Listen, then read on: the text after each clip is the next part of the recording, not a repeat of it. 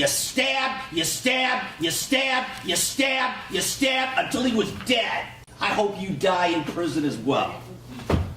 A highly publicized trial took place in Jackson, Michigan on April 17, 2014. I'm going to take you inside the courtroom of a judge erupting from the bench when a woman convicted of killing her boyfriend shows no sign of remorse. The judge was Judge John McBain, a veteran judge who had previously served as Chief Justice of the court. The defendant was Camia Garment, who had been arrested and convicted of murdering her boyfriend by stabbing him 12 times with a knife. I just want to say that I stick by the truth, which is that I did react in self-defense.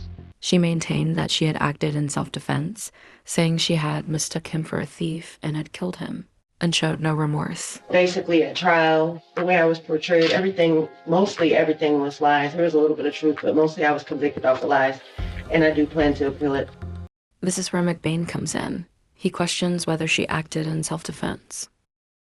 Got anything you want to tell the court about the 12 stab wounds that you did in self-defense?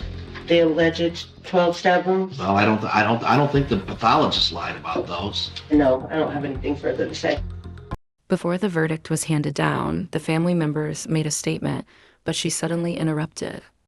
You took a bloodline out of a family, and we hope that each and every day that you remember the cries of help that he screamed as you plunged that knife in and out of his body. So we, the family of Marcel, would like to thank God for the special gift that you will receive today from the judge. Is that it? When I finish, I'll let you know. Oh, okay. Seriously? The judge finally had enough of her, seeing her showing no remorse and further inciting the bereaved family. Just talk again, I'll have my court officer put a piece of duct tape in your mouth. You understand it? Try it one more time and see what happens to your mouth. You got something else to say? But she didn't change her mind even after being reprimanded by a veteran judge. I'm done. Miss Sonia, I'll get sit here and listen to the the lies. duct tape. I'll sit here and listen to the lies. You know what? She's got a right to talk to the court after you And she murdered can talk. a relative of hers. And you're going to shut your mouth or I'm going to have some duct tape put on it. Well, he attacked All me. right. We'll wait here for a moment till we can get her quiet. The trial was temporarily halted at this point, but the judge allowed the family members to continue their statements. Remember Marcel and the love you had for him as we ask God to teach us to learn to forgive you because there is no love. Amen. At this point, the prosecutor also stood up and expressed his opinion.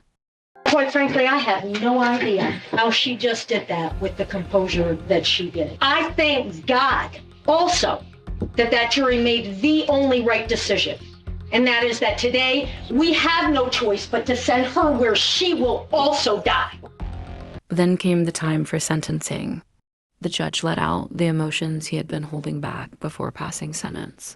This is one of the worst cold-blooded murders I've seen in a long time. You end up ultimately hit him in the head so hard with a pan that you actually cave in the front of his skull, and then you stabbed him no less than 12 times. You gutted him like a fish in that apartment, too. You were relentless. You stabbed, you stabbed, you stabbed, you stabbed, you stabbed until he was dead. I agree with the family. I hope you die in prison as well. You know, and if this was a death penalty state, you'd be getting the chair. She was sentenced to life without parole and later appealed, but was denied. The judge's behavior during the trial was also criticized by some citizens for being emotional, leading to him being interviewed. Are required to take firm and definite steps to get control of the proceedings and to ultimately to make the person standing in front of them understand the full accountability of their actions. And he still controls the courts. That gun. And that's exactly what you did. You said you wanted to kill him.